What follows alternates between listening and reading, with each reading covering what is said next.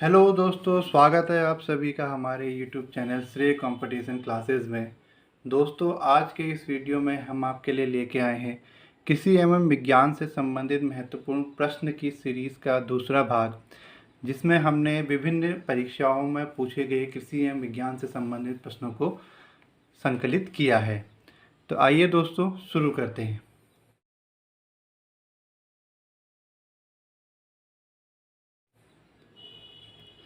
सबसे पहला क्वेश्चन दोस्तों इसमें है, भारत में कृषि को वित्त देने वाली संस्था कौन सी है? तो इसका आंसर है दोस्तों नाबार्ड। नाबार्ड जो है वो भारत में कृषि को वित्त देने के लिए एक प्रमुख संस्था है। इसकी स्थापना जुलाई 1982 में हुई है और इसका मुख्यालय वर्तमान में मुंबई में स्थित है और यह पूर्णतः वित्त मंत्रालय के अंतर्गत आता है, अर्थात यह भारत सरकार के अधीनस्थ एक संस्था है। अभी पिछले वीडियो में हमने दोस्तों नाबार्ड में जो वैकेंसीज आई हैं उसके बारे में भी जिक्र किया है, तो आप हमारा पिछला वीडियो देख सकते हैं जिसमें हमने इसमें आई वैकेंसीज के बारे में आपको पूरी डिटेल में जानकारी दी है। अगला क्वेश्चन है दोस्तों, सामान्य फसल उगाने के लिए फसल का पीएच मान कितना होना चाहिए? तो इसका आंसर है दोस्तों 6 to 7। दोस्तों जो पीएच मान होता है सॉइल का, वो अगर 7 हो तो उसको उदासीन माना जाता है, अगर 7 से कम हो तो उसको अम्लीय माना जाता है अर्थात एसिडिक, और अगर 7 से ज़्यादा हो तो उसे क्षारीय माना जाता है। तो जो फसल उगाने के लिए आदर्श पीएच है वो 6 से 7 के बीच में होना चाहिए। अगला क्वेश्चन है दोस्तों, किस पंचवर्षीय योजना में किसी ने ऋणात्मक वृद्धि प्रदर्शित की? तो इसका आंसर है दोस्तों, जैसा कि अब हम सभी जानते हैं कि सन 1961 से 65 के बीच में थर्ड पंचवर्षीय योजना थी। तो इसी समय में भारत चीन युद्ध 1962 और 1965 में भारत पाकिस्तान युद्ध का सामना करना पड़ा। तो जिस कारण भारत सरकार का पूरा फोकस जो है वो रक्षा क्षेत्र में था, तो इस वजह से किसी ने उस पीरियड पे ऋणात्मक वृद्धि दर्ज की। अगला प्रश्न है दोस्तों, किस क्षेत्र को चावल का कटोरा कहा गया है? और यह प्रश्न दोस्तों बहुत बार क्वेश्चनों में एग्ज़ाम्स में पूछा गया है। अभी रिसेंटली इसे पीसीएस के एक एग्ज़ाम में भी पूछा गया था। तो इसका आंसर है दोस्तों कृष्णा और गोदावरी डेल्टा क्षेत्र जो है वो चावल का कटोरा कहा गया है। अगला है प्रश्न दोस्तों, विश्व प्रसिद्ध अंगोरा वन किससे प्राप्त होता है? तो अंगोरा वन दोस्तों प्राप्त होता है खरगोश से, जो कि अंगोरा प्रजाति का खरगोश होता है, उससे अंगोरा वन प्राप्त किया जाता है। अगला प्रश्न है दोस्तों इसमें, किसान चैनल का उद्घाटन कब किया गया? किसान चैनल अर्थात डीडी किसान चैनल दोस्तों, और इसका उद्घाटन किया गया था 26 मई 2015 को। अगला प्रश्न है दोस्तों, भारत का कुल वन क्षेत्र कितना है? तो भारत का कुल वन क्षेत्र है दोस्तों 7,12,249 वर्ग किलोमीटर। दोस्तों हर साल जो है India state of forest report हर 2 साल में जो है ये प्रकाशित की जाती है, जिसके अनुसार भारत का कुल वन क्षेत्र 7,12,249 वर्ग किलोमीटर है और जो वृक्ष आच्छादन है वो 95,027 वर्ग किलोमीटर। इस प्रकार कुल जो फॉरेस्ट कवर है वो है 8,07,276, जो कि कुल भारत के कुल भौगोलिक क्षेत्रफल का 24.56% है।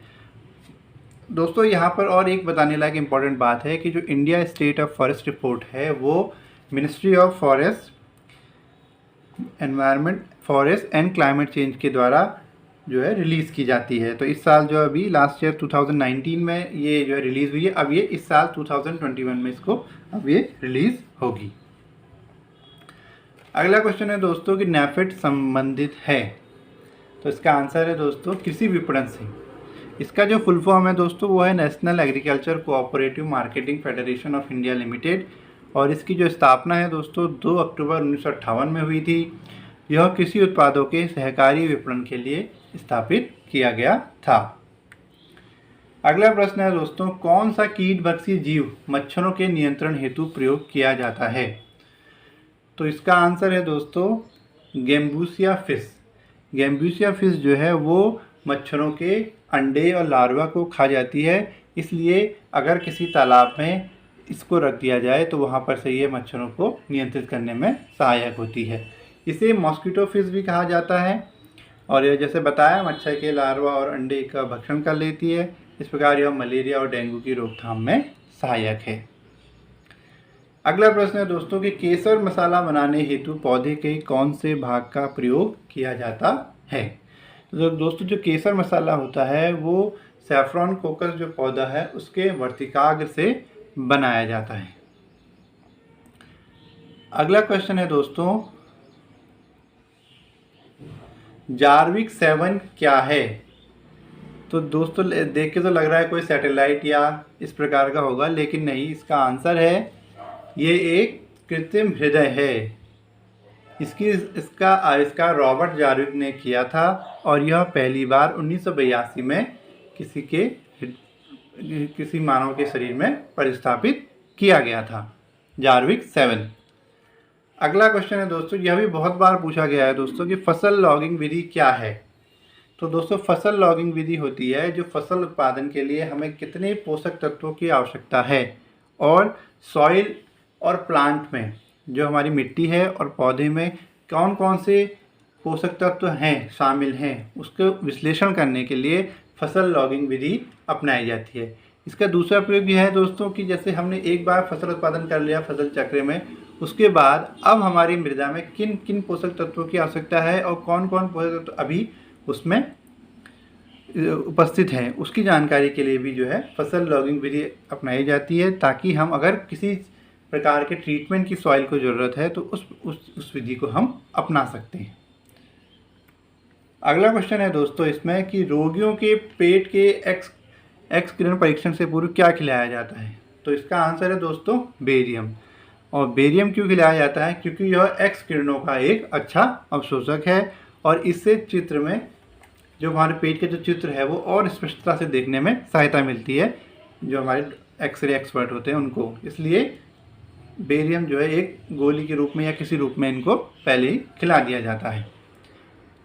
अगला प्रश्न है दोस्तों, तंबाकू एवं उसके उत्पाद पर प्रतिबंध लगाने वाला पहला देश कौन सा है। तो दोस्तों इसका आंसर है भूटान। भूटान ने सन 2004 में ही तंबाकू एवं उसके उत्पादों पर प्रतिबंध लगा दिया था। और आप सभी को पता होगा कि 31 मई को जो है विश्व तंबाकू प्रतिषेध दिवस मनाया जाता है। वो इसी वजह से मनाया जाता है कि तंबाकू को हम कम से कम मात्रा में इसका प्रयोग हो।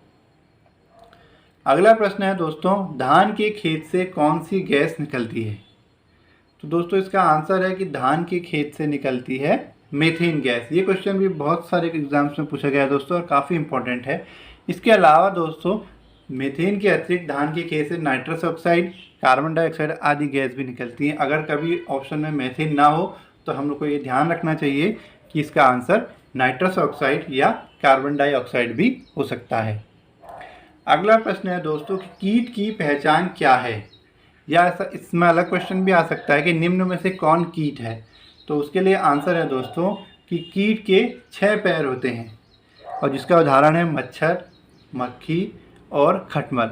यहाँ पर एक क्वेश्चन और इम्पोर्टेंट है दोस्तों, पूछा गया है कि मकड़ी कीट में आती है या नहीं।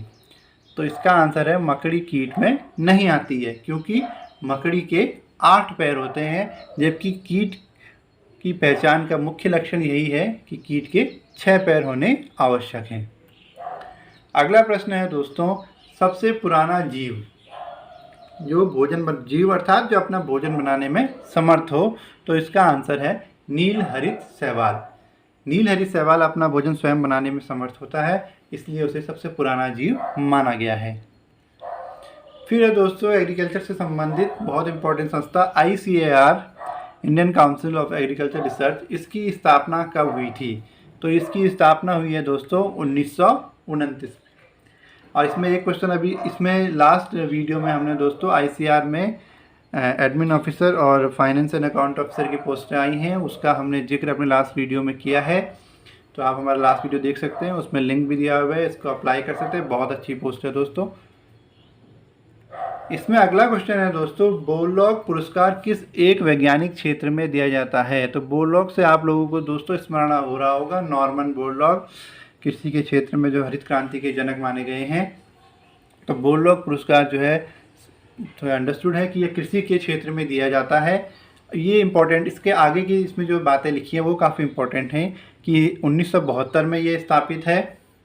और कोरोमंडल इंटरनेशनल एक कंपनी है जिसके द्वारा भारतीय वैज्ञानिकों को बोरलॉग पुरस्कार दिया जाता है। इसमें 5 लाख रुपए का नकद इनाम, एक स्वर्ण मेडल और प्रशस्ति पत्र दिया जाता है।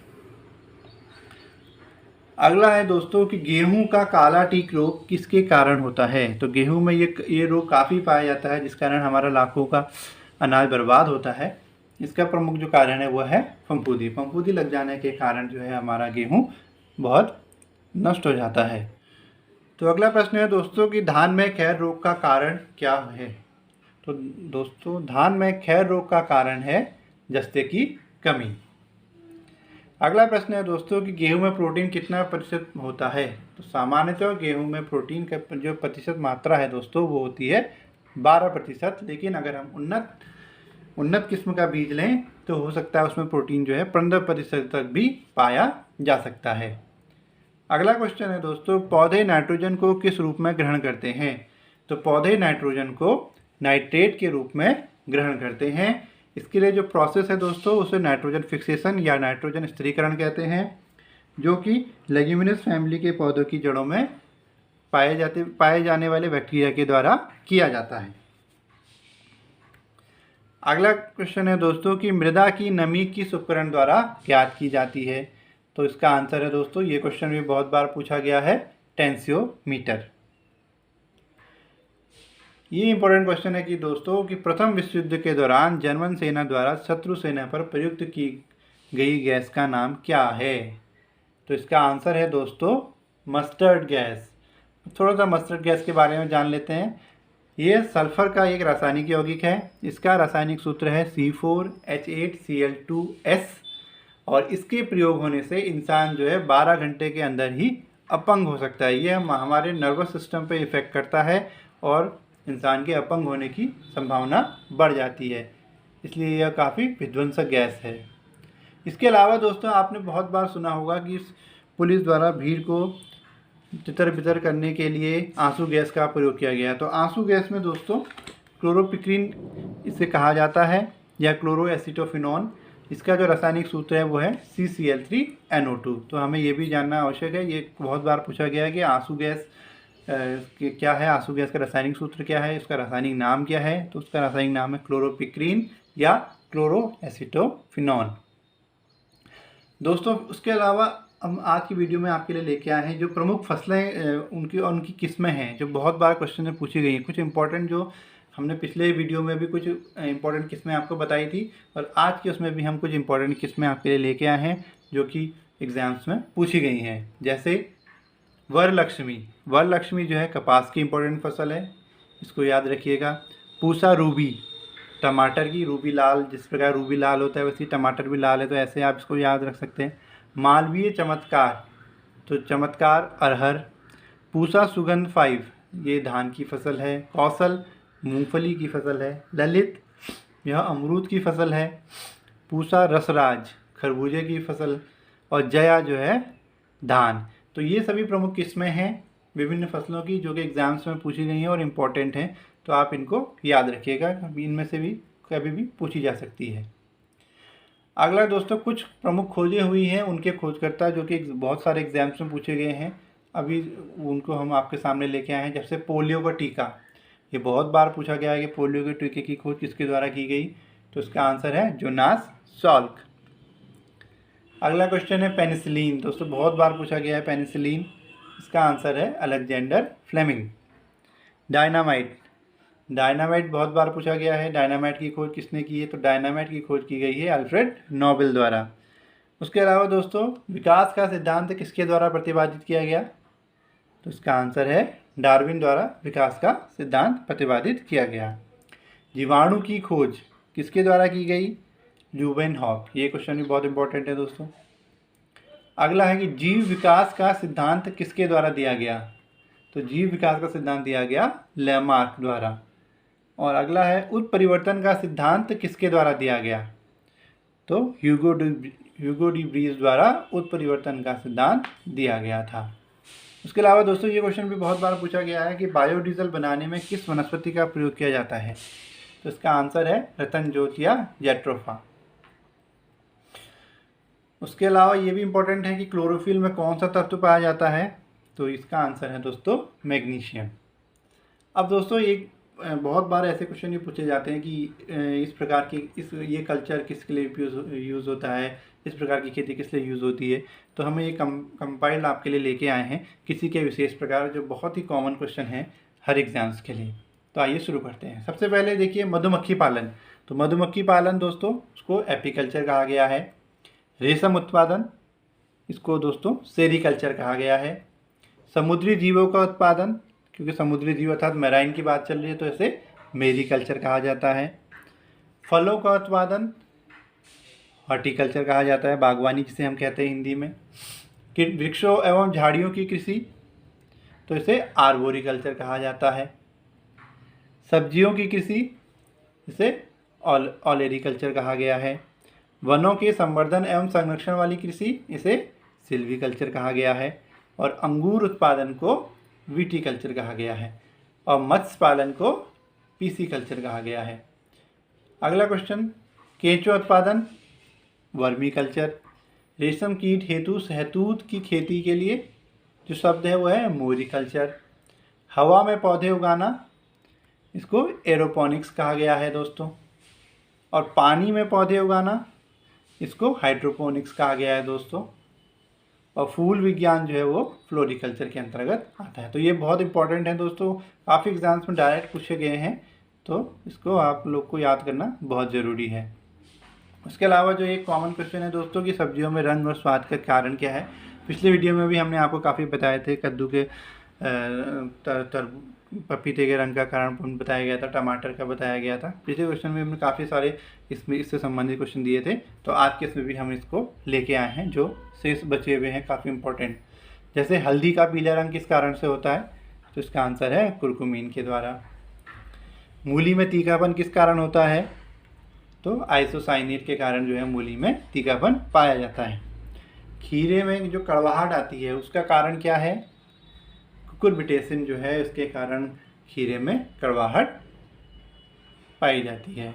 आलू का हरा रंग किस वजह से होता है, तो आलू का हरा रंग का कारण है सेलेनिन। इसके अलावा है दोस्तों कि तेल का रंग पीला क्यों होता है, क्यों तेल सारे तिलहन और इनके तेल पीले होते हैं, इसका कारण है केराटिनाइज्ड होने के कारण जो है इनका रंग पीला होता है। प्याज में गंध का कारण क्या है, तो एलाइल जो प्रोपाइल डाइसल्फाइड है इसके कारण जो है प्याज में एक विशेष प्रकार की गंध हमें प्राप्त होती है। इसी प्रकार से लहसुन में गंध का कारण होता है एलिसिन। एलिसिन के कारण जो है लहसुन में भी हमें एक विशेष प्रकार की गंध मिलती है। मिर्च में तीखापन क्यों पाया जाता है, तो मिर्च में तीखापन जो है वो कैप्सेसिन की उपस्थिति के कारण पाया जाता है। तो दोस्तों ये कुछ इम्पोर्टेंट जो क्वेश्चंस हैं कृषि और एग्रीकल्चर से संबंधित वो आज हम आपके सामने लेके आए। उम्मीद है आपको पसंद आएंगे। इसको आप बार बार देख के रिवाइज भी कर सकते हैं। एक बार पढ़ने के बाद आप इस वीडियो को चला के आंसर्स को मेमोराइज करके अपना टेस्ट भी कर सकते हैं कि आप सही आंसर आपको याद है नहीं हो पा रहा है या नहीं। तो इस प्रकार की हमारी एक कोशिश है आप लोगों को तैयारी में सहायता कराने के लिए। तो अधिक से अधिक संख्या में इस वीडियो को लाइक कीजिए, शेयर कीजिए, सब्सक्राइब कीजिए और बने रहिए हमारे चैनल के साथ अपनी इस तैयारी की जंग को आगे बढ़ाने के लिए। बहुत बहुत धन्यवाद।